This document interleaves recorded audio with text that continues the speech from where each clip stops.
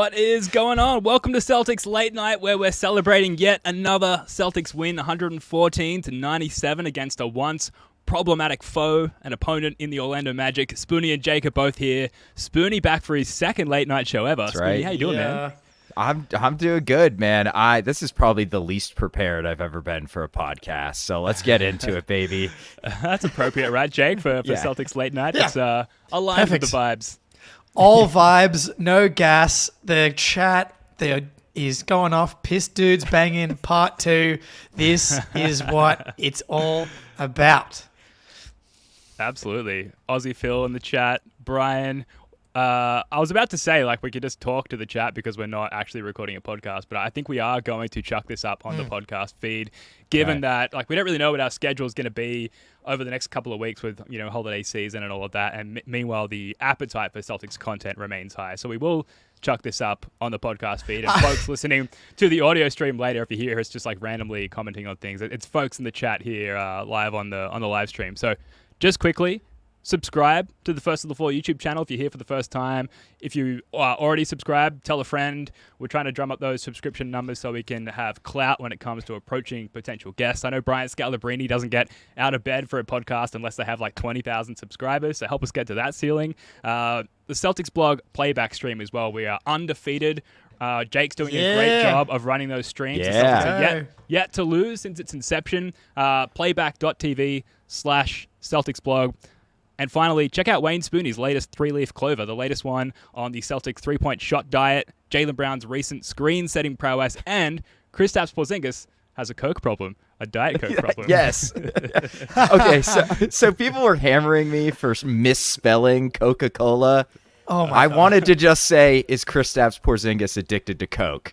That's what I wanted the title to be, but I knew that would not fly at all on Celtics blog, so I split the middle and wrote Coca-Cola. Anyway, bad joke. I would just probably skip that part of the article. Landed with me. I thought it was great. Okay, Great good. joke. And he needs to stop drinking Diet Coca-Cola, okay? Correct. Jeez.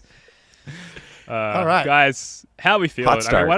Why don't we, hot start as well. If you see me sweating, by the way, speaking of hot starts, I'm back in my attic post-renovation. It has made no difference. It's still extremely sweltering up here in the Aussie summer sun. So if you see me sweating, that's what's going on there. Let's start with this tweet from Greeny. The Celtics, 20-5 overall, 14-4 versus teams over 500, 9-2 versus the top 6 in the East, 14-0 at home, an absolute wagon. Guys, I mean, what can you even say, right? Wagon. This is different. We are currently on 65.6 win pace.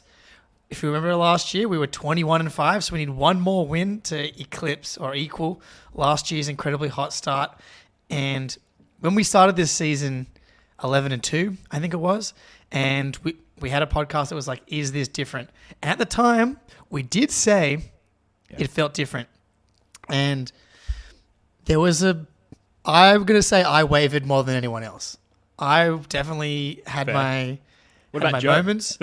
I mean, Joe, our New Zealand correspondent, came on and had the most positive he's been in 5 years. And then the Celtics proceeded to have that stretch where they almost lost to the Grizzlies. They lost to the the Hornets in overtime, and then they lost, and then they smoked the Bucks, and then it was the Magic game, and that little week kind of put me back into they're gonna have to kind of really prove it to me, and boy, did they prove it to me! These two last performances, especially off the back of the last two Cavs performances, these home and homes or these little playoff series where teams come back in and adjust and have extra motivation. The Magic today wanted to come in, enforce their physicality, try and bully the Celtics. The Celtics took the punch and then blasted them off the court.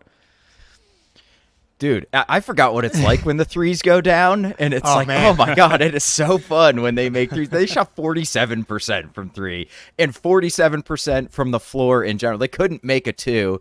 It just didn't matter because, I mean, especially Jaylen Brown was just hitting absolutely absurd threes from all over the court, like pull-ups in transition that are bad shots, but when he's feeling it like that, we always talk about Jaylen as kind of like a feel and a rhythm player, and when he's in rhythm, he's got the green light. Anywhere, any context, just fire away, Jaylen. And like, I don't know how many fadeaways he hit in these past two games, but it feels like God. 25, dude, and each like sweeter than the last too. So, it just really feels like the team is starting to come together and gel and sort of figure it out. And guys, have you checked the calendar? It's almost Christmas. That's right. Yeah. Santa's coming a little early here. Right? It feels a lot better when you're living it, right? Like in the moment, as opposed to you say at the beginning of the season, you're like, I don't think I can wait that long. And yet now that the slow build up, the foreplay, if you will, it feels good. I'm ready to climax. I'm sorry, I took that analogy to its conclusion. I apologize. We were talking about Santa, and next thing you know, it's bad Santa. It took you less than 4 seconds to turn it from a kid's into an adult show.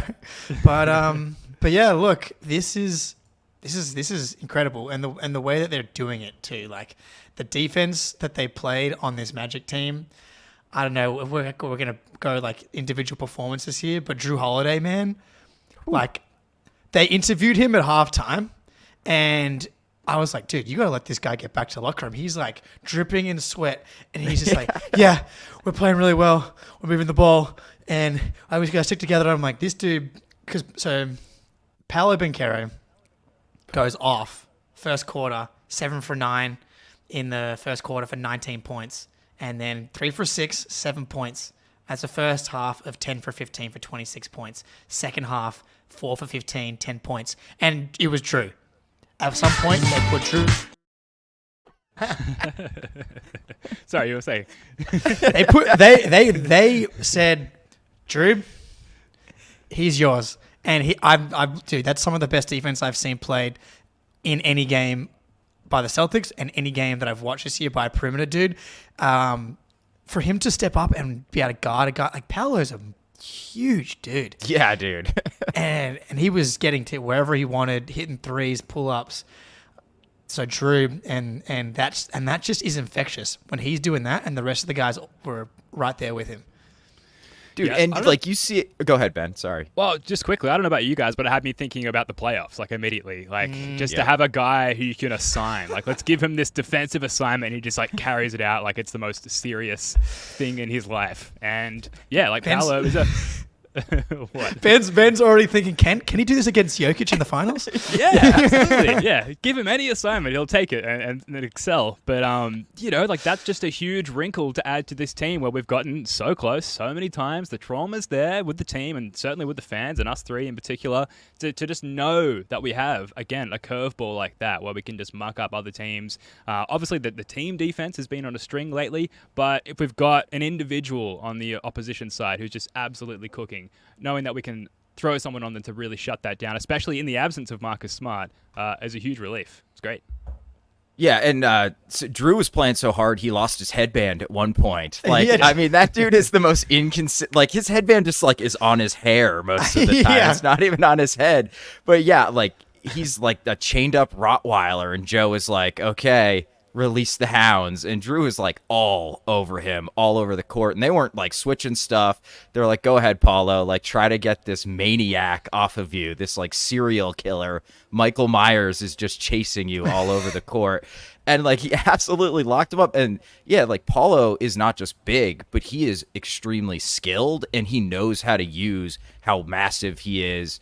It's like if Tatum is 6'10", Paulo is 7 feet tall. You know what I mean? Like he is that huge, and he has handles like a guard, and he can push you up. He can hit fadeaways, and like he just was he kind of like hurt the Magic at times, I thought, in that second half, because he was like taking all these terrible shots because they were open in the first half, and then Holiday's just in his mug every time in that second half. Yeah, great comment here. We can't thank the Bucks enough for Jrue. I mean, this is the Jrue Holiday, the actualized version of him. You put him on the best player on the other team, allowing Jaylen and Jason to not have to take that assignment and utilize that energy elsewhere. And at the same time, he goes 6 for 12, 2 for 5 from 3. Again, that scaled down offensive role where he doesn't have to do too much, 6 boards, 0 assists. But again, that actually kind of speaks a little bit to his role in this team, is that on offense, he's a catch and shoot guy. He's a connector a lot more than he's going to be a lead initiator. This right here is that's why Brad Stevens traded for Jrue. Jrue, out of all starters, led everybody in plus minus. It's chef's kiss, Jrue Holiday today. Beautiful. The team is really clicking. Joe and KP after the game were talking about the concept of it's no longer Mazzulla ball. They're playing quote unquote Celtics basketball, which as longtime fans, you're just yes, we've come full circle. Finally, it might have taken 10, 15 years, but here we are playing the brand of Celtics basketball. And the conversation has been, top to bottom, post-game press conferences among fans and everything in between, that this team is really starting to round into form. What do you guys think? What are you seeing there as far as the facets of the team that were previously trailing behind that have now caught up and are part of the team firing on all cylinders? Because if I can start, last 5 games, the Celtics are 7th in opposition turnovers, and that was a glaring issue with the defense. Defense has been great, but the one most noticeable issue was that we were struggling to turn teams over. Last 5 games, it's not the top of the league, but it's starting to trend in the right direction, which is great. It starts with Jaylen Brown for me. I really feel like Jaylen Brown. Look, we got roasted because we put a clip of us saying Jaylen's playing some of the basketball of his career 3 weeks ago, and now everybody's saying oh, Jaylen's figured it out. He's playing so well. Blah, blah. That's been happening. It's been a slow learning process, but just his approach and his process on the offensive end is so important because Jaylen gets a lot of touches. And if he's not feeling right, if he doesn't understand his role, he can and was, at least at the beginning of the year, grinding the offense to a halt at times. And now it's the opposite. Now it feels like Tatum's kind of being that guy in some ways. But Jaylen is moving the ball, attacking hard, flying off of screens. And the jumper finally started to go down. He was shooting 26% in his last 5 games coming in tonight. So nice to get a couple of those to go. And then defensively, Jrue is a tone setter, but Jaylen is kind of right there with him. That dude has been an absolute beast on the defensive end. No offense, Jaylen, I don't think you have an all-NBA argument or anything like that, but it's good. It's been good, and he's been really, really engaged on that end, not getting back cut, getting over screens way better than he ever has. So for me, I feel like Jaylen's kind of emerged as a leader on the team more so than in previous years. Mm-hmm. Jaylen Brown, man. I mean... Let's go there. We were on it, and we, as we kind of said right before we got on air here, is that we're still adjusting, and I'm still adjusting to tweets and content reaching people that we're not used to it reaching, and that's a good thing. And shout out everybody that's listening, because you guys are making this possible. Everyone that's liking, retweeting, following, listening. For sure. But again, we're not used to it going viral. I'll use that term loosely. And people were on us for the Jaylen Brown stuff, and it was more all about the process. You could tell that he was trying, and we were like, the shot making's gonna come. And even yesterday, I posted a last 10 games, Jaylen Brown 22.7 points on 50% from the field. And that was without the 3-point shot going down. Yep. The assists were a 3.4 to 2.2 turnovers. That's all you need from Jaylen Brown to be to make a really big difference in how he's impacting the overall offense. And then you add the Jaylen Brown scorched earth shot making that he's capable of, where he just has these hyper efficient nights which we've come to expect, and why he made All NBA last year, where he goes 12 for 20, 17 points in the fourth quarter against a top 3 defense in the NBA, where they have the size in theory to kind of keep it in check, and it was just nothing. Downhill, pull up threes, mid range, transition. Just He created the first 20 points in the fourth quarter of this game. So he scored on 15 and assisted on 5. And a huge, glaring issue going back to what are some of the issues that have caught up. Yes, I am sweating profusely. Thank you for everyone listening later. This is a sweaty man talking to you right now. It's very hot up here, but these are the things that we do for the fans, for the listeners of the show. So Merry Christmas. And plus, pre-Christmas, I'm sweating out all the toxins. I'm probably losing water weight at least. So anyway, back to Jaylen Brown, who also put in a lot of effort tonight. I mentioned his fourth quarter, also second quarter run. He was responsible for a 14-4 run once Tatum picked up his third foul and went to the bench. Spoonie can't get over it. No, this is a sweaty man talking to you. It just got me, dude. It's no lie. I've got my sweat rag here as I dap the forehead there.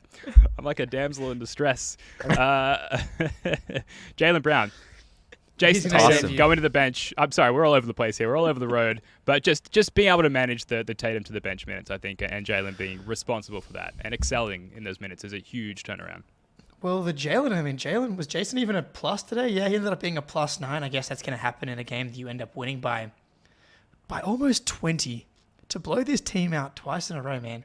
Just, firstly, Magic, you shouldn't have been talking shit. You could have lived your life. The Celtics could have just underestimated you for the rest of time, and you could have kept beating us. But now you get a little chirping going, start talking smack about our guy Eddie House, and all of a sudden Jaylen. You know what? Like, out of everybody, Jaylen Brown, I think, takes things more personal than anybody else. Like, Tatum is not a guy that gets too high, too low. Jrue, Derek, Porzingis is just like, yeah, man, I'm like having the best year of my life. I just kind of out here. I get mad at the refs sometimes, get some technicals, but I'm cruising.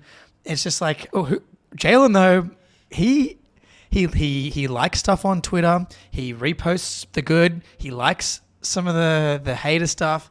I guarantee you, out of everybody, he heard the Eddie House stuff. He heard the Magic talking smack, and he's like, setting the tone. And Cole Anthony, I wanted to hear what you have to say now. Let's go on the low post again and see how we're feeling. Did not age well there, Cole. Yeah. Yeah, absolutely. Have we talked enough about the playmaking for Jaylen Brown as well? And you talked about the reduction in turnovers, but part of that is like now instead of just getting completely stuck downhill and coughing up the ball, he's actually like absolutely shooting the ball out to open shooters who, if they're not completely open for a knockdown three, they're able to attack the closeout, and the offense just keeps generating from there. So the fact that it's Jaylen Brown, of all people, generating this while maintaining his scoring and driving productivity, like, we've been burnt before. I want to be careful of saying things like championship vibes, but like, we've said for such a long time that this is what we've needed, and now it's happening. Like, how can he not get excited? Yeah. So, and you go, Spoonie.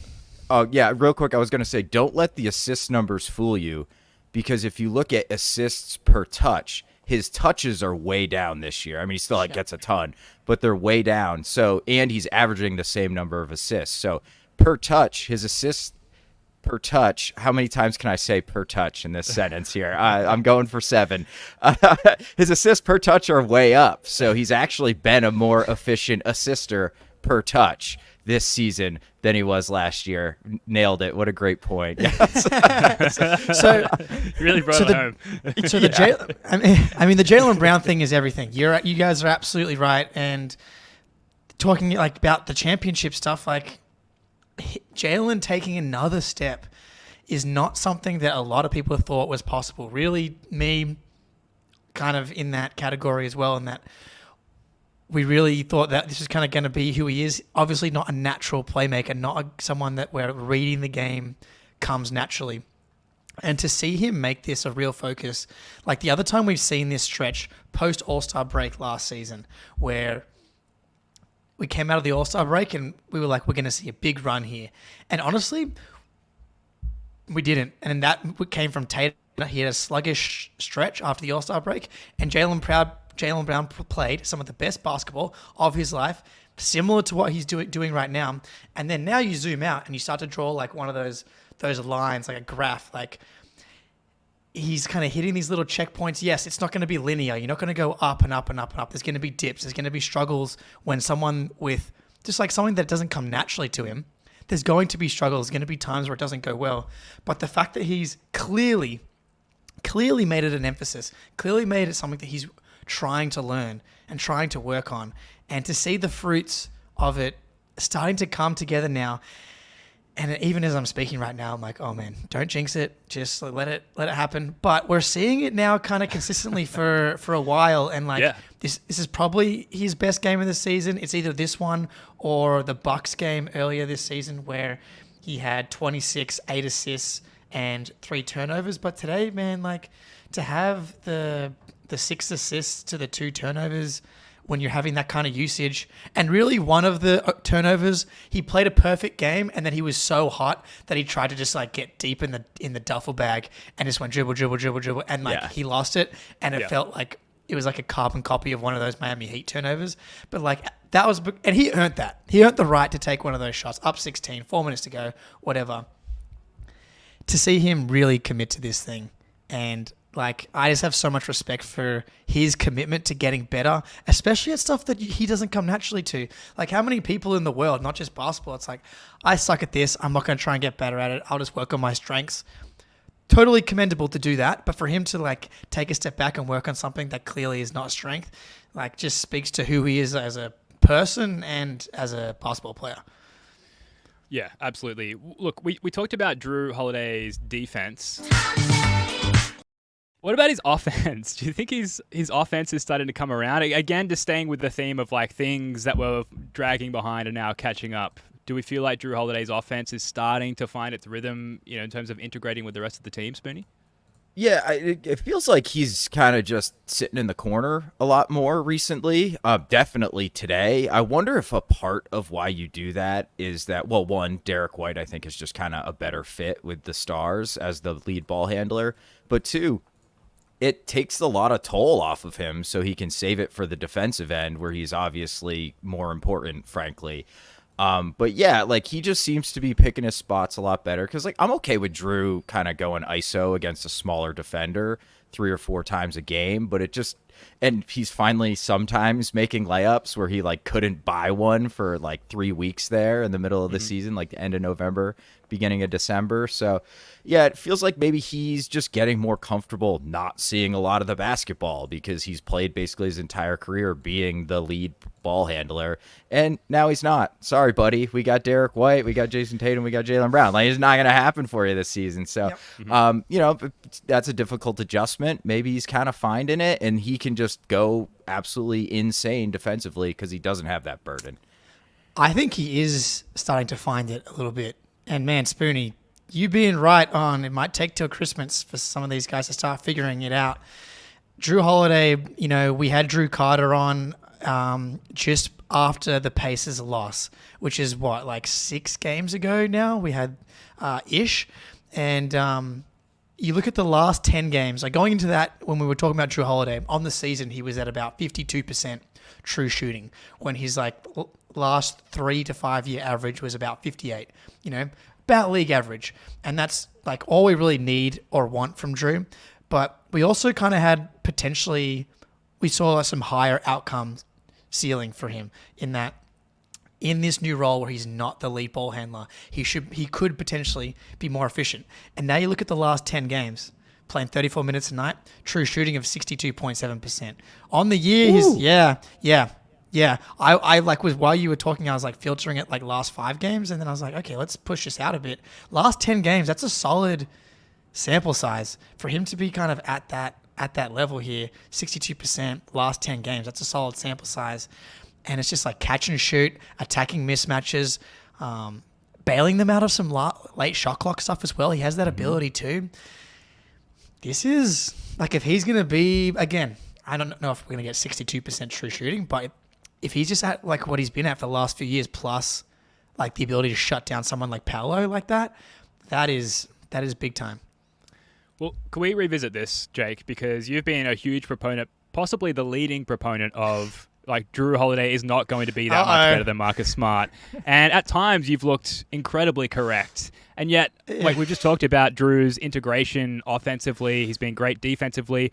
I couldn't say with confidence that Marcus Smart would have found a way to show like tangible improvements in integrating himself with this iteration of the Celtics roster. Say it was Smart instead of Jrue. So I'm starting to become more of a Jrue believer, and I feel shame saying this and start to move away from the Marcus Smart side of things. What do you think? Have you changed your stance on that? I mean, as soon as you started speaking, I was like, "Damn it, Ben!" Kind of, yeah. It's there's a lot of them. There's absolutely a lot of them, and I was definitely victory lapping about 7 games ago. The biggest thing with Marcus for me, and I think on this team that would be different, is that I think I'm pretty comfortable saying Marcus is a better playmaker and a better passer. And I think that's something that this team struggles with a lot. And so Jrue's a fine playmaker and a fine passer, but his reputation does not match the level of playmaking and passing that he actually has, in my opinion. And Marcus is better. The difference is, and that was coming into the season and after they made the trade, is one, the shooting is legit. And he's like, again, even before this like more efficient stretch, he was still at 38% from 3 or so. And now he's up to 39% from 3 on the year. And it's like, that's the big difference, because he's a legit 39% shooter. And then that just translates to the way that defenses guard him. And when you get to the playoffs, that's when something like that's going to show up more than anything else. Because people, how many times did we play the game of, Marcus got a clean look, Marcus got a shot at the buzzer, Philly game 4, Marcus Smart has that 3, and he was like a split second too late, but and then another shot to win the game, and he misses it, and it's like, there's a reason he's always that guy, and you replace that with someone who's a legit 40% 3-point shooter over like several year sample size. It's hard to, yeah. So Jonathan Smyers in the chat here, Jrue shoots horribly in the playoffs. So the whole theory and whole hypothesis with Jrue is that the reason his efficiency drops so significantly from regular season to playoffs is because, especially the last 2 seasons where Middleton has been a shell of himself and actually been hurt in the 2022 playoffs where the Celtics beat the Bucks, is that he's not a lead point guard. He's literally the 5th option. And that is why you think the efficiency either maintains or goes up, especially once you get to the playoffs. Yeah, and I think if you're looking at Smart's defense last year specifically, I think you got to give it to Jrue as being more impactful this season than Smart was last year. I think his DPOY year, that ceiling of Smart's higher than what Drew's playing right now. But as far as just like a year-to-year improvement, I think Jrue helps the defense more than Smart did last year. And I trust Jrue a little bit more to just like, hey, Tatum and Brown are having like one of those games where they just can't do anything. And Drew's like, all right, man, I'm just going to post up this point guard for like 4 straight possessions and get us good shots. Smart had runs where he did that sometimes, but Jrue is just like basically can do that whenever he wants, assuming he's got the right matchup on him. Yeah. Yeah, Jrue, I mean, this comment here, Jrue Holiday knows his place, and that was part of another hypothesis, is that Marcus Smart may have been on the way out regardless of whether or not they were able to do the Porzingis trade for Brogdon as opposed to Smart, in that really nailing down the hierarchy of the Boston Celtics. Like, as much as Jrue has some of those brain explosions where he takes bad shots, there's been very few fourth quarter, like there's been way less fourth quarters, it feels like, where he's tried to go, it's Jrue Holiday time. And even though Marcus definitely made that fewer and far between the last kind of couple of years, especially the year they went to the finals, it's just in his DNA. And that's part of what makes Marcus so great. It's a part of what made Marcus the guy that can hit 7 for 9 threes in the conference finals against the Cavs, can like hit 6 threes against the Raptors in game 2 of the conference semifinals in the bubble. That's what is part of the Marcus Smart magic. The problem is that bit us in the ass sometimes as well. And Jrue's just not going to have that. He dared to be great, old Marcus, and we loved him for it most of the time. But sometimes, and often in critical moments, he was less than that. But we do miss him dearly. I'll let you guys choose the next topic in a second. Shout out to Greg Benakis from the Green with Envy pod joining us in the chat. Shout out to everyone in the chat. It's a beautiful time of year. If you happen to be in a certain attic under the hot Sydney sun, it's not particularly beautiful right now. Jake, you're wearing a sweater. I'm very, very jealous of you right now. It looks like the ideal temperature where you are. A weird segue for me to start talking about the temperature after shouting out the chat.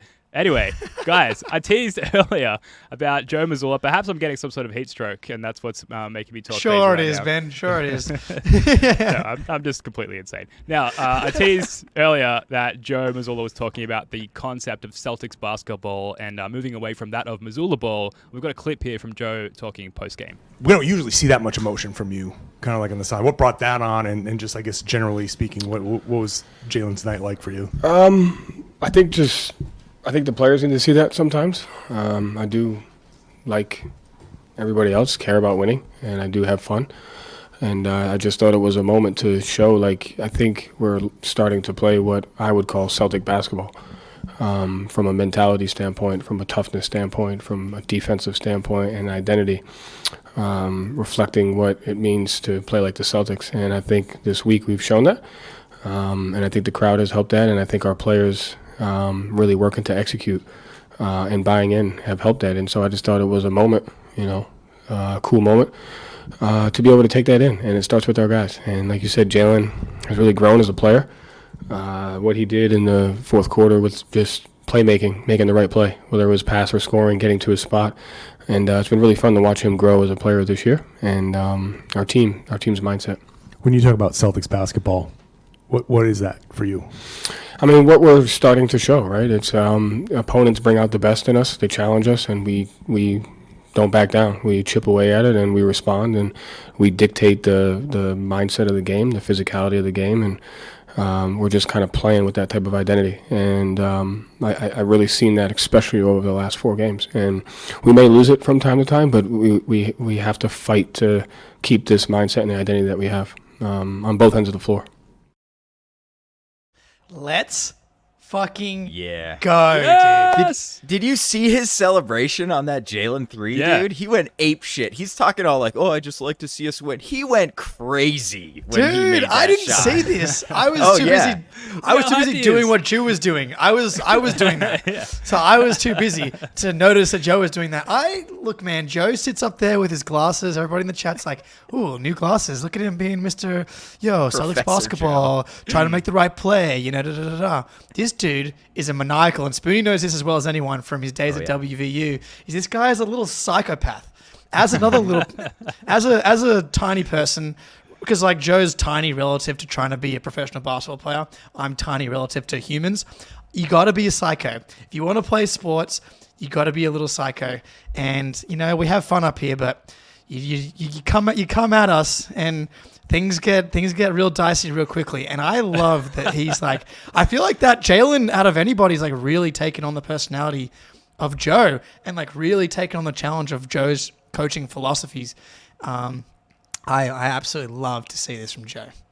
Yeah, Jake, go check that clip out because like he went crazy, man, like screaming like a madman. But I think like Joe is definitely hinting, like saying like we're starting to play Celtics basketball now means like, well, we weren't playing Celtics basketball earlier in the season. But I think what has always made me pretty hopeful about this team, especially the ceiling, is that like it never felt like somebody was like, F this, I don't want to do my job, I want more shots, blah, blah, blah. It just felt like natural learning. Like these dudes just need to figure it out.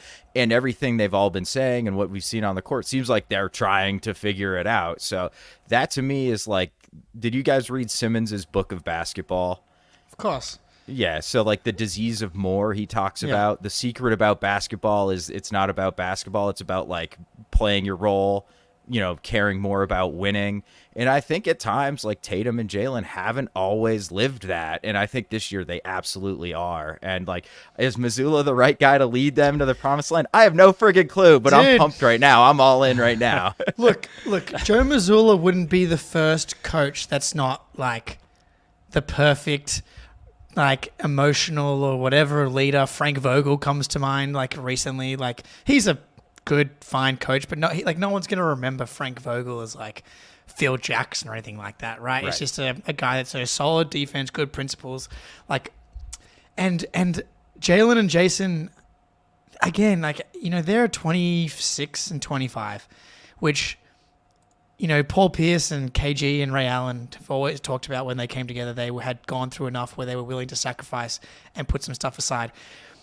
Part of why I guess Jaylen and Jason are ready for this is because they've gone through like an outlier amount of playoff games. Like you look at points in the playoffs, wins in the playoffs, for guys that are age 25, 26 or younger, they're at the top of the list. It's like Kobe and Tatum.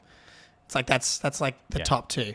And so they have that perspective more so than some other young guys. And you which is because, like, thank God, because like there'd be plenty of situations where maybe they hadn't, and you build this roster together and they're not ready to take a step back. Like Tatum talking about it in the press conference about Jaylen averaging 27 a game last year and being second team All NBA.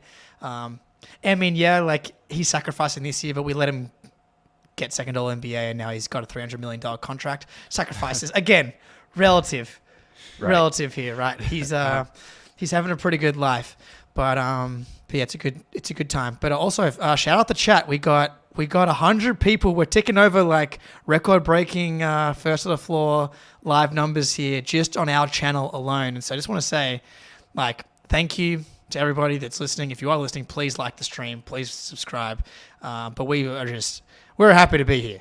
We're happy to be here. Yeah, we're piping in Instagram users for the first time today, so we've got a nice little bump there. But if you are checking us out for the first time on Instagram, head over to the First of the Floor YouTube channel, subscribe, because it's videos, it's podcasts, it's breakdowns, it's shorts, all day, every day. Well, maybe not quite that much, but as often as we are physically capable of producing. On the Celtics basketball front, very quickly, I want to say I love the brand loyalty, right? Because when I first like really fell head over heels for the Celtics and went from like fan to like, this is a part of my personality. Well, I think it was a timeout, I want to say in the 2010 playoffs, where Doc had the guys and he was like, I know you want to win, but you got to do it together. And like that kind of galvanization, and just like, it's corny. That is corny as fuck. Yeah. But also like, these are like grown professional men talking that way. And for whatever reason, it just lured me in. And then you fast forward a little bit, Marcus Smart comes onto the scene. He's the embodiment of Celtics basketball. IT4, Isaiah Thomas holds the torch, carries the torch for a little while there. And then when Brad Stevens gets hired in his current role of Pobo, and he starts talking along the lines of, this is about like the Boston Celtics and like bringing the winning ways and the championship and the title ways back to the Boston Celtics. And I think a lot of the time, and particularly this is the case with players, they're hoopers. They sort of play for themselves and their teammates and less for the jersey. And so to start to hear folks come around a little bit, thanks for everyone in the chat calling out, hit like, subscribe, etc. To hear everyone start to have some brand loyalty and talk about the jersey and the franchise and the team a little bit more, you don't often get that. So top to bottom brand loyalty, I think, is something to not be ignored and to appreciate, because most franchises don't get this for much of a stretch of time at all. You're on mute, Jake. You're muted, Jake. Don't know how that happened, but on that, it's like, okay, obviously Joe's made it a focus, and I absolutely love that Joe's made it a focus. Obviously, you're bringing Cassell not just because he's a 2008 guy and part of the culture, but because he's a legit good coach. But that's part of it. But you got to tip your cap to Jaylen and Jason. Like, obviously we lose Smart. The quote-unquote heart and soul of the team here, and there were real concerns about leadership and chemistry and pushing these guys to the forefront. And obviously they brought in high-character guys like Jrue Holiday's been a key guy on a championship team. Porzingis was a question mark, real question mark, who it did not work in Dallas with one of the best players in the league. And he clearly had matured enough where he was ready to take whatever role was necessary. But it's Jason and Jaylen. I think Jason, obviously, big part of this, absolutely. But this year in particular, for Jaylen to be willing to do this, and for these guys to be willing to do whatever it takes, it is cliche, but like there's a reason cliche is a cliche, which is like kind of cliche Inception there at that point, because I think it's cliche because cliche is the thing. But it's like being together. You read the big book of basketball. You listen to any of the teams that have won titles, and it's just like togetherness is so important. Unless you have like Michael Jordan, where he was punching people in the face and like that stuff doesn't matter. It's because he's Michael Jordan. Like you need these teams to be together and for everybody to be running in the same direction, and they seem to have that right now. Yeah, and like the only way to instill a culture over this long, like Ben's talking about 2010, right? That's 13 years ago. And the culture hasn't changed really since that '08 team came and kind of took over the city in a lot of ways. And it's all because of stability, right? Like Ainge had been there forever. Those Pierce is around town all the time talking to these guys. And then like when Ainge leaves, they just promote Brad Stevens, who had been there for 7 years already. So like you look at some of these other like look at the Pistons, man. How many coaches, how many GMs have they had in the last 15 years? Like I don't even think I can count that high, man. Like it might be more than we have banners. Like seriously, it's like how are you going to build a winning culture when your turnover is that crazy high, right? Like we almost take for granted like how stable and well run the Celtics have been for how long. Like it's like 20 years now. It's crazy. Yeah, and I guess that's the point, like just to close off this part of the discussion, is like don't take it for granted because it's rare and we've had it for so long, and to continue to have guys who take that on and embody that culture is huge. And speaking of which, how's this for a segue? Kristaps Porzingis, double-double tonight, 10 rebounds against a highly physical, large Orlando Magic team. He said after the game that he could have actually played the last game. He had a small amount of calf tightness, but it was actually the medical team, I guess, for the Celtics who emphatically denied him his opportunity to play in the last game. Good. Relax, buddy. Yeah, I agree. Like, just take it easy. We're looking for a title here, guys. Relax, KP. But came back strong, 15 and 10, I believe. So not like a crazy scoring outburst, but obviously did what he needed to do. And to get 10 boards against this Magic team, against their physicality and size, is nothing to shake a stick at. So what do you guys think of KP's return? And obviously the first win against the Magic was rather decisive. I think it's fair to say that the flavor of this win was different. How much of a factor was KP in this one, Spoonie? I think Kristaps is one of those guys where he's like Tatum in a lot of ways, where just him being on the court draws so much defensive attention that it just makes everybody's life easier. I thought he looked a little rusty, we'll say. I think he had 4 turnovers, which is kind of very unlike him. I think he had one particularly like awful pass. But yeah, shout out to the Bear Slayer, shout out to Pete. Hell yeah. In the chat. Yeah. But look, dude, like he just brings such a presence like at the rim for us, and against a team like the Magic who are absolutely enormous. Like that's real necessary. And it's quite a change going from KP to Lamar Stevens starting at center, which was absurd, but actually kind of worked.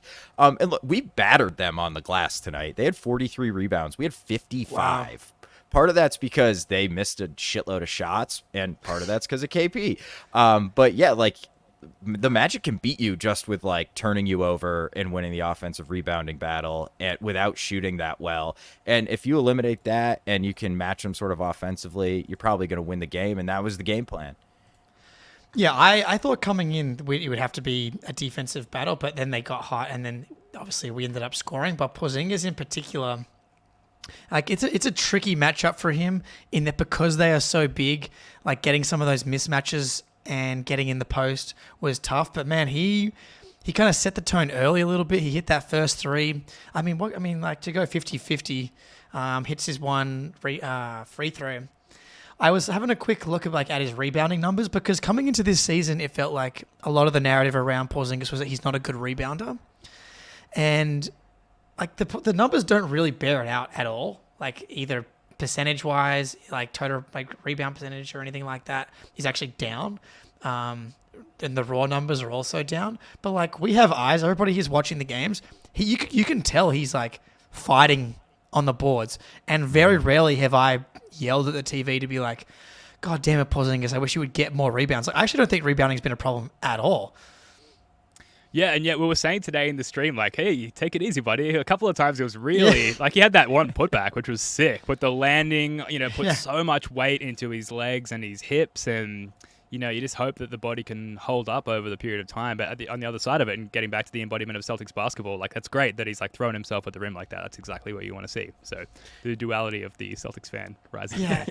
and like, again, I wasn't super locked in on Porzingis. And I don't think the impact was quite as much as it has been since he returned. Like the Knicks game, for example, where we dubbed him Latvian Moses. I didn't feel that the Latvian Moses was able to part the seas quite so much against Orlando. But I think that is partly the matchup, right? Is that they have so many guys that they're comfortable switching on to anyone. Because, Franz, Paolo, Jonathan Isaac, they're all... So, they're all 6'10", and we're going to get to PP, don't you worry. Oh, yeah. Oh, yeah. The PP insertion is inevitable. But Porzingis, I think, I do think it's a tricky matchup because, we're talking, he's light in the ass, and they got some thick boys, some thick, sturdy, giant people on this team, and that's just not the best matchup for him. But I thought that he played really well, and then defensively, he's just an anchor. He's down there challenging everything, and he was a big part of why they were able to hold the Magic to under 100 in 2023 in the modern NBA. It's just something that does not happen very often. Yeah, real quick on KP's rebounding. Our defensive rebound percentage is 1.2% better when he's on the court. So even if he's not securing those rebounds, he has a positive impact on the rebounding, which I think is going to your point exactly, Jake. Yep. Love that guy. Now, Celtics Late Night, we are rudderless. We are run sheetless. I don't know if you guys are cheating and have any notes. I might have one or two. But, we've jumped all over the place. I'll let you guys choose where we go next. The people in the chat are demanding a certain... Begging for the PP. Small statue. Yes. That's right. Maybe we should give it to them. I think it's time for a white chocolate explosion, so to speak. Where do you want to start? I mean, is it the offensive rebounding? Is it the uptick in playmaking, which is, I think, maybe one of the most glaring improvements? Just the confidence, the shot making, although it was, 2 makes today on low volume shooting, and yet when he was out there, it kind of felt like he was everywhere at times. Spoon, you go. He was 9 of 15 the 2 games combined, right? So when we play these back-to-back games against the same team, it all blends together for me. I have such a trouble parsing out which game was which. So I was oh yeah, Pritchard lit it up today, and I check and he made 2 shots. But dude, I just think I don't know if you want to get your lizard brain take off later, Ben, but I have a Pritchard related lizard brain take. I think he might just be a plus defensive player now. Wow. He is everywhere on the defensive end. He's really good at the point of attack these days.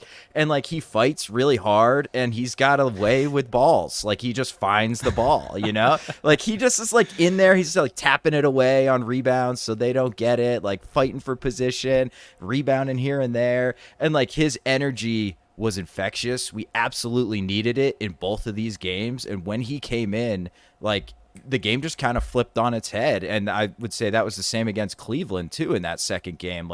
You can make an argument he's starting to kind of win us games with how he just flips the way everybody's playing, gets them playing at a good pace on both ends. And yeah, dude, he's passing, he's making he's assisting. He's never really had that as part of his game in the NBA.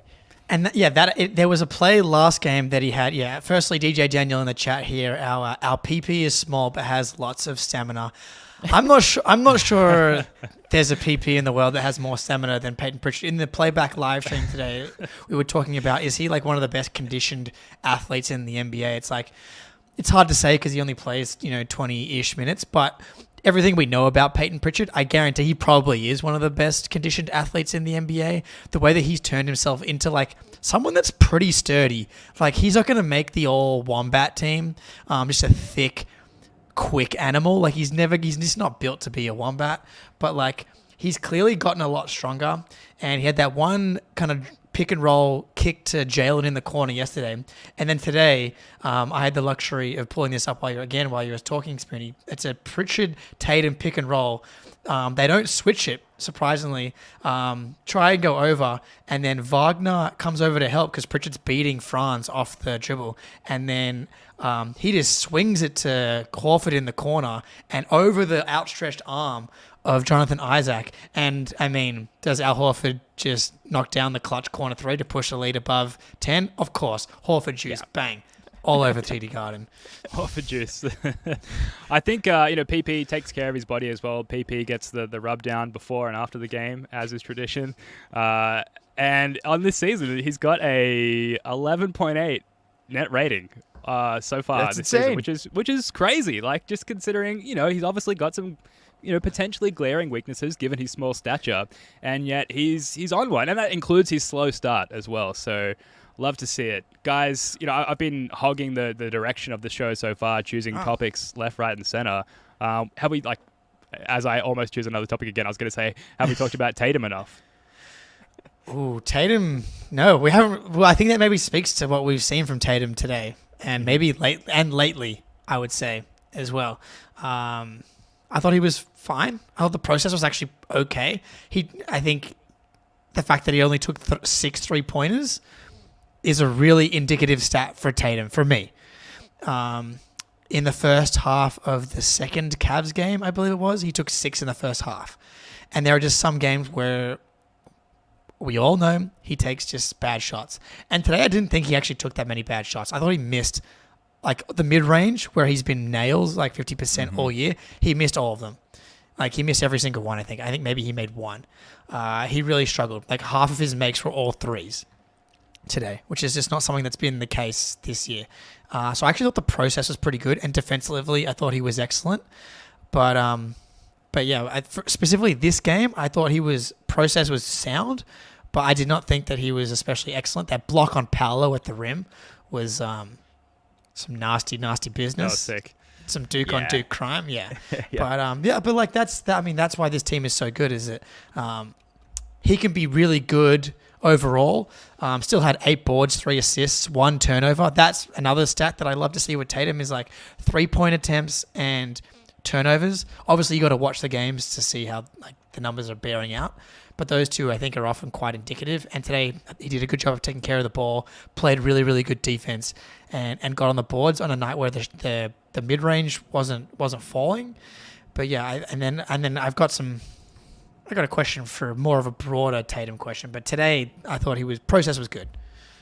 Yeah, his below average bad games are no longer destructively bad. You know what I mean? He's no longer the shot's not going, so I'm going to go 1 for 11 from 3 tonight and turn it over 5 times because I'm frustrated.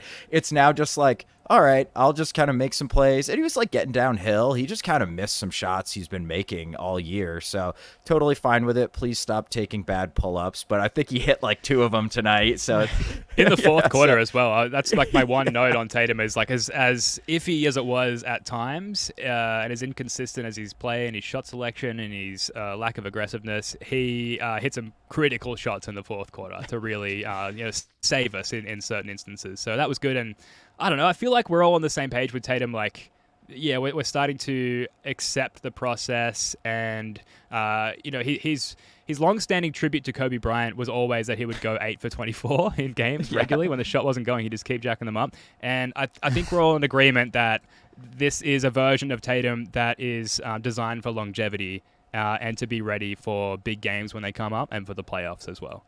I think that was me just looking for excuses early on, but I think that's actually becoming a clearer reality as time passes.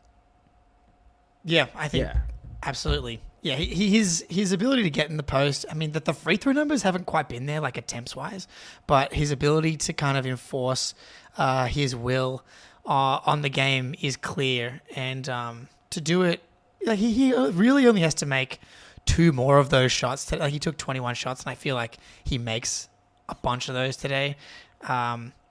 More broadly, and again, on the note of like not being used to certain content getting out of control, after the second Magic game, I thought Tatum the last game, 2 games in particular, took a lot of bad shots. Not a lot. Took more bad shots than he should, because at this point with the pull-up threes, it's not as bad as Giannis taking a 3-pointer because he can make a lot more of those. But he's just so good at getting downhill that it feels like you're leaving stuff on the table.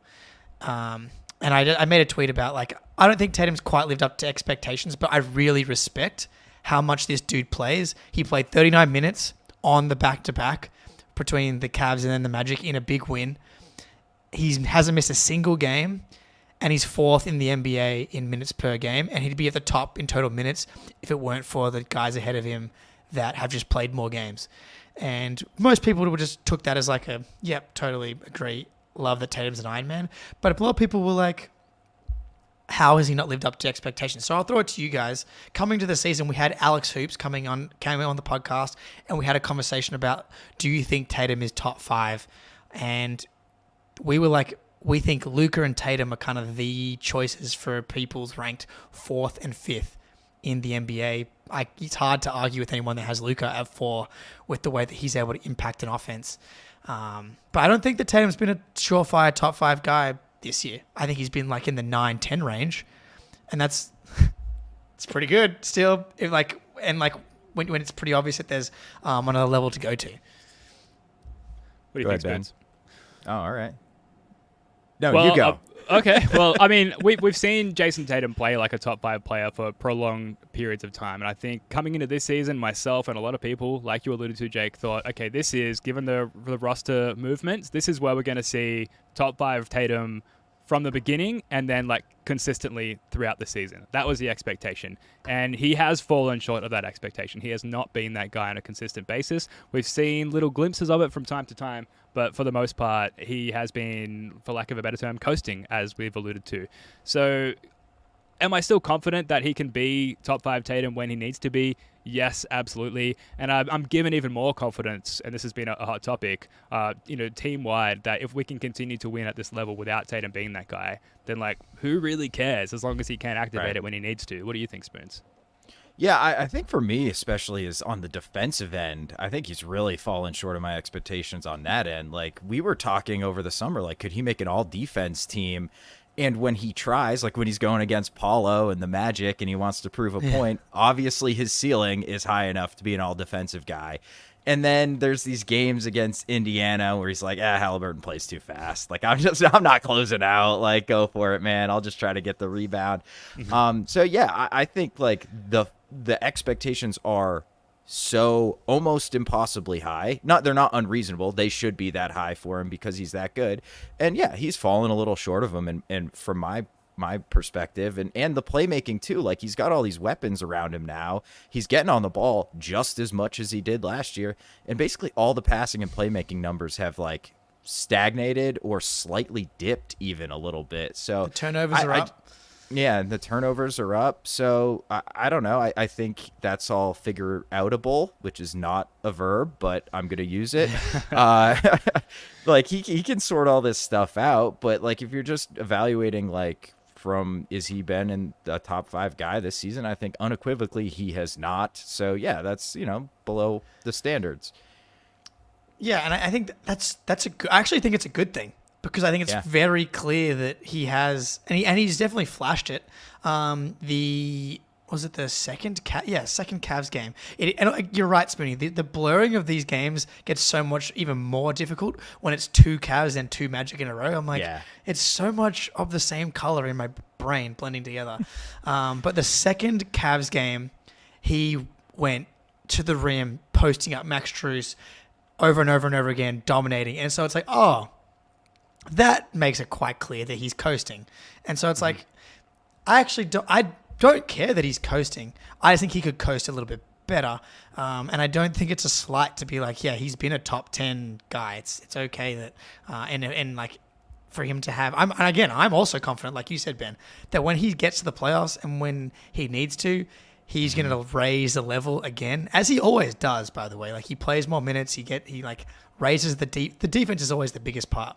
The defense goes to a level that, doesn't need to be there in the regular season.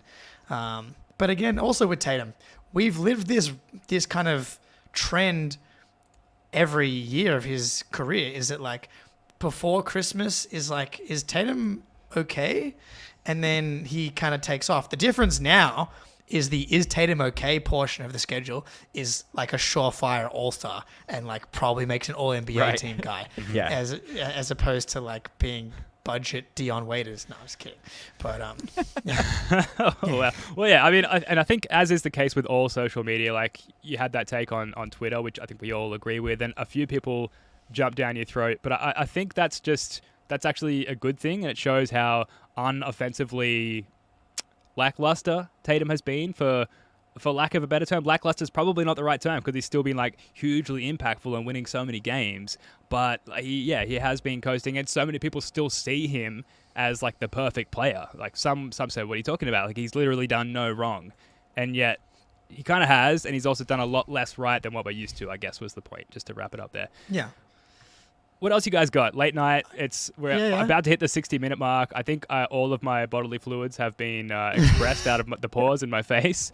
What do you guys want to wrap Give me that up lizard brain take. I want to hear that lizard brain take. Come on. Okay, you want to go there? All right. Okay. Here's the lizard brain take. All right. Okay, so I'm Brad Stevens, right? I'm picking up my phone late in the off season a few months ago, and I'm calling Blake Griffin.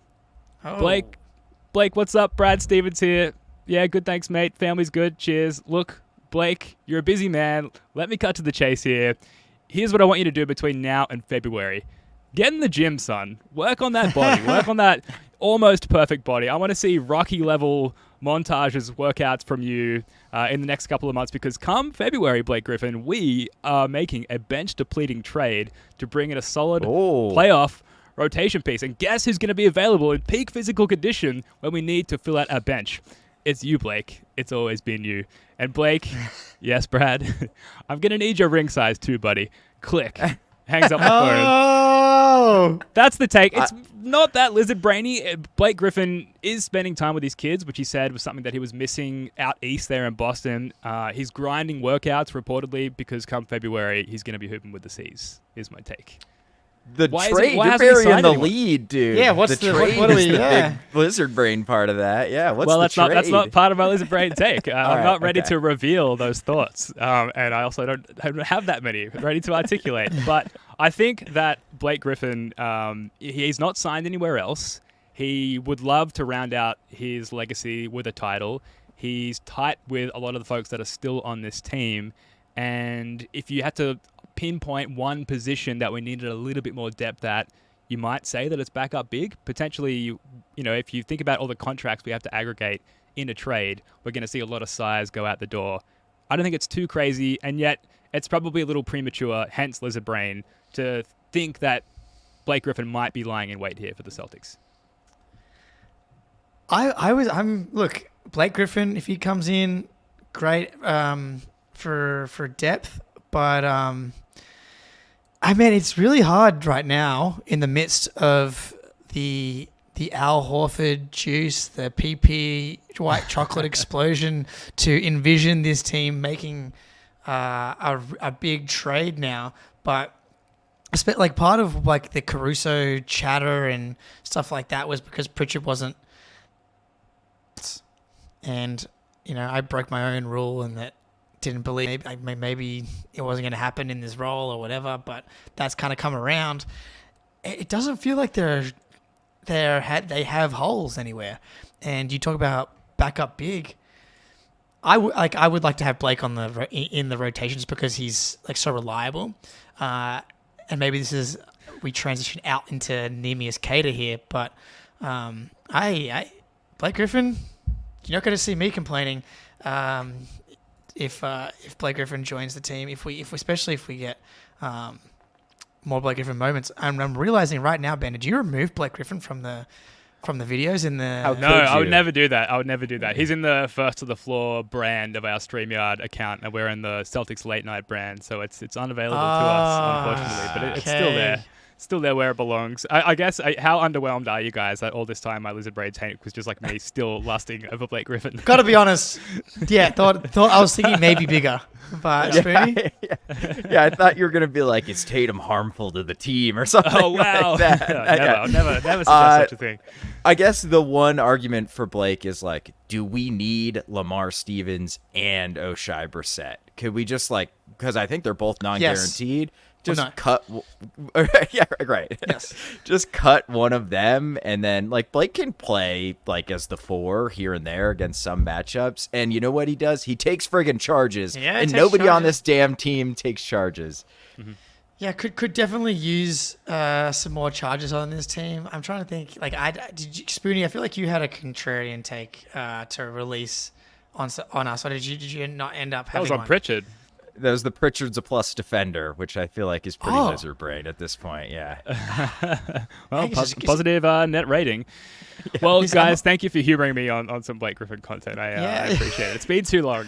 Shoehorned that in. Yeah. Yeah. Really. This is not. I'm not necessarily contrarian, but so KP missed the second night of the back-to-back against the Magic, obviously, and it was calf tightness. He did actually say that it was a tiny bit of calf tightness, and then they actually rested him. And so I'm like, yeah, obviously rest him. I thought it was a lie, and that they were just using that as a way to like put him on the injury report for rest. I'm still more close to it being not a real thing than being a real thing. But my take is, and this is shout out Jake's dad here, but they should rest both Porzingis and Al on every back-to-back, because then we get to see and get reps on the Celtics small ball stuff. Because we're doing a podcast now, but we haven't talked about the Cavs game or the second Magic game, or the first Magic game, I should say, where we got Lamar Stevens at the 5. Ben, our guy, finally, Lamar Stevens got the call up, and he was okay. And I think, to be fair, that's the first real minutes he's gotten all season. So like to throw him out there and start is a big ask. But to get Tatum at center, to get this lineup where you just got speed, skill, shooting, everything out there, you switch everything. I really liked seeing it, and I like the idea of, one, resting KP on back-to-backs. I think seems like a good idea. And two, it unlocks the nobody believes in us hospital Celtics that sometimes I feel like is good to have, and you get the energy guys in there like Brissett and Stevens, and I think it just adds a different element to the Celtics and just gets them more reps with a small ball lineup potentially. Yeah, I mean, as long as it doesn't come with I suppose it's going to naturally with the added load on the Jays once you start to take out, multiple impactful players at once. The Jays are still young, so I guess it's not that much of a problem. But like both Jays were going hard in that first Magic game where we had no KP or Al. So I would just be concerned over the course of a season that if we were going too hard on those guys, that could be problematic come the playoffs. But I certainly agree that Porzingis should not be playing back-to-backs, but maybe look to alternate that with Al and KP, so you've got one of them on one game and one of them on the other, if that makes sense. I wonder, but isn't another plus side of that we get to see a little more Neemias Queta? Because why not find out what you got with that dude? Throw him into the fire. I'm pretty sure he'll foul out in like 20 minutes, but he actually did a good job tonight of not fouling. But I think traditionally he's a pretty high foul guy. Like, I don't know, see what you got between him and Luke, and then whoever loses that battle, you cut him and sign Blake Griffin. There you go. Music to my ears. Done.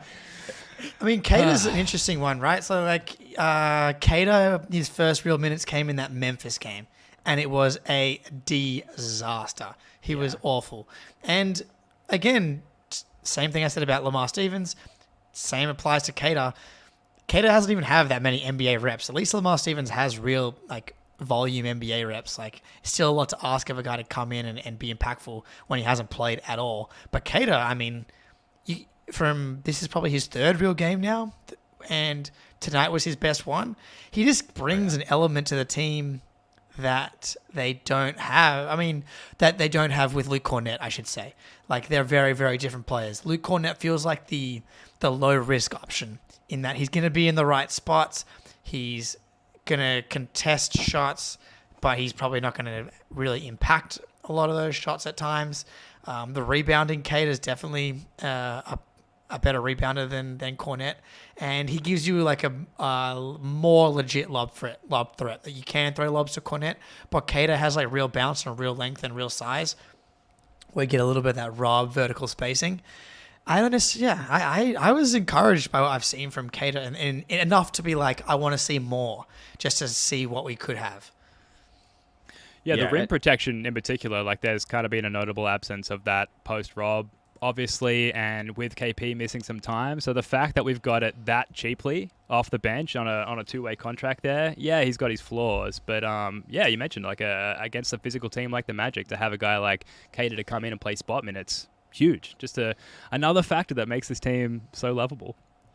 Yeah, and your lizard brain take, Jake, I don't even think that's real super lizard brain, the sit them both. But as the bandwagon driver of don't play Al Horford at all, ever. Love it from that perspective. And this is the part of the season you should just be trying shit. Just see what happens. Like, look, that Stevens lineup, it was, I think, kind of poor in the first half, but I thought it opened the second half pretty well. Or at some point we were small and we played really well. Again, it's all blending together, but there was a really nice run for about 5 minutes when we were super small. And that was like in the second half. I know that much too. So that's kind of an indication like maybe they're figuring out how to play like that. And also, I think Lamar Stevens also might be a better defensive rebounder than Luke Cornett. So you're not giving up much on that end either. But Luke Cornett lob converted alley-oop from Cornett in the celebration. It's it's like a top 5 feeling as a Celtics fan, I think. So I would miss that immensely. Oh, sorry, Jake, absolutely. I cut you off. No, I was gonna say I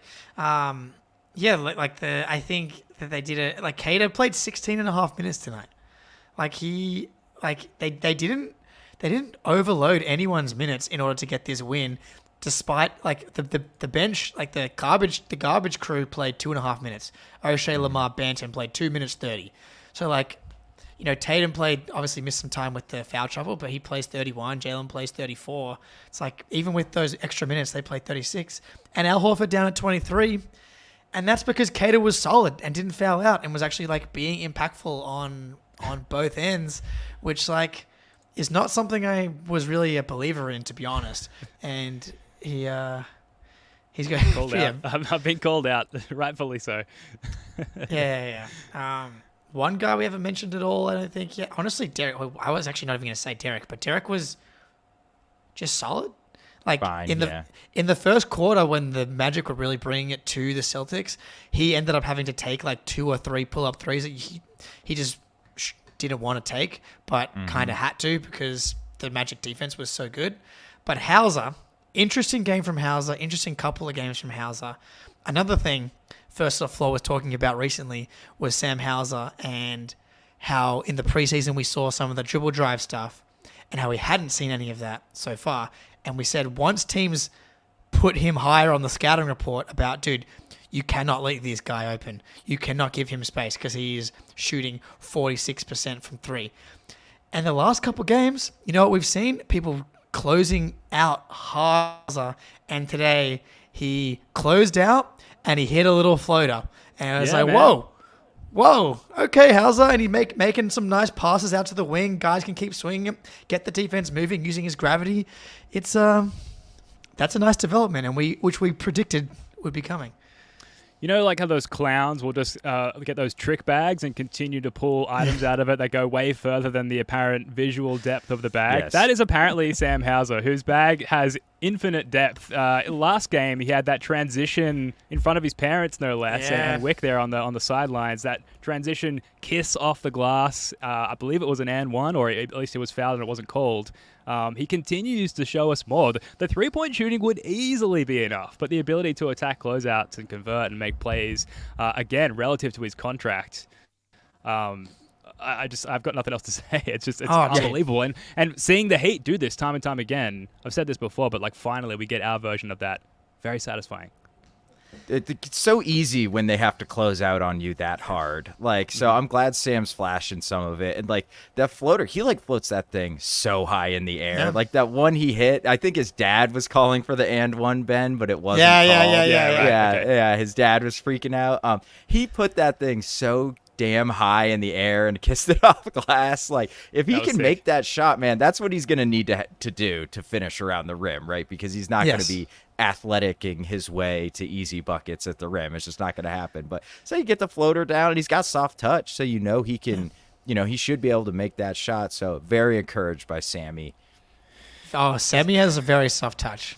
That's for sure. He only has one speed. It's he's got every shot, no one has a more beautiful arc on a 3-point shot. Maybe Steph Curry, but so the floaters, they're no different. And the one that you're talking about in transition, the left hand finish over Suggs in transition, he still has to put that one so high, despite being 6 inches taller than Suggs. But Suggs is just a freak, athlete. Yes, the slow mo layup. Thank you for calling that one out, Eric Wise. that's not a thing that we would have ever expected him to be. Like No. Luka Doncic, like getting in the lane, a little deceleration for you. That's not something he's supposed to be able to do. And you see the development of Duncan Robinson, and it's like, okay, that's kind of the blueprint, is that you keep adding these little elements, and it all is off the back of the crazy shooting gravity that everybody freaks out when you see them wide open. That like it makes the rest of the game a lot easier.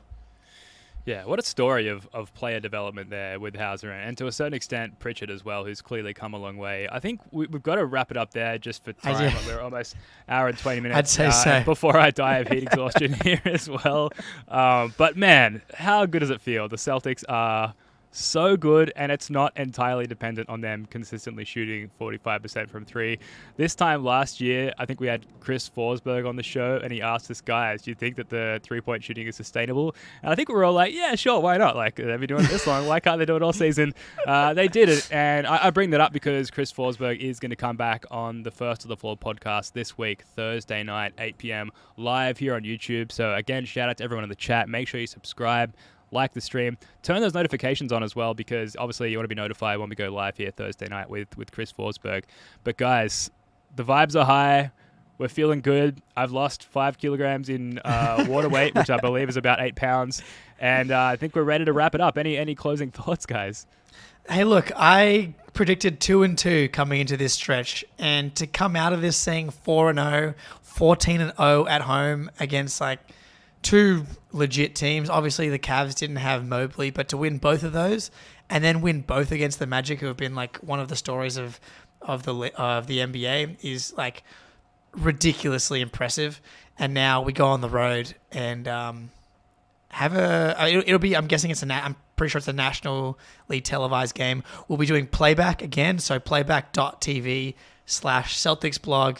We'll be posting about it on our social media channels. Get in there, and me and Ben might do a late night for the Warriors game, and then we'll do a Forsberg show after the Kings game. So, mate, first to the floor, off to the races. Let's go. That's right. Yeah. Let's go 41 or 41-0 at home. By the way, can we just do please, that? Come on. Yes, Yeah. that'd be nice. Yeah, we're just going to keep those playback streams going. Yeah. I saw the record for like the biggest streak is 17. Yeah. And it's like Pistons. I'm forgetting the other ones. It's Pistons, someone, and then to break the Warriors? record would be the Timberwolves. No, it's like they're actually pretty easy teams from memory. Okay. If I can go through my Twitter here, it's here somewhere. But if we I can got do you. that, it'd be, yeah. The Celtics record. Got it. Yeah. Yeah, like the opening home win streak record, right? Yeah. 17 Yes. wins. Correct. So close. we're getting there, and then to potentially break the record against the Timberwolves, the team that you lost to in overtime, I guess like one of the best teams in the Western Conference. Not getting ahead of ourselves at all, obviously. No, definitely not. I don't see We don't why have that not. many home games until then. Yeah. How Not about me, who 50 talks about a championship on every Yeah. single podcast we have. Well, I mean, Adam in the chat here, 52-0, I think implies that we just win every home game in the playoffs as well. So why not? That'll work. Why not? All right, let's leave it there. We'll see you guys back on this channel later this week. This has been Celtics Late Night. Until next time, go Celtics.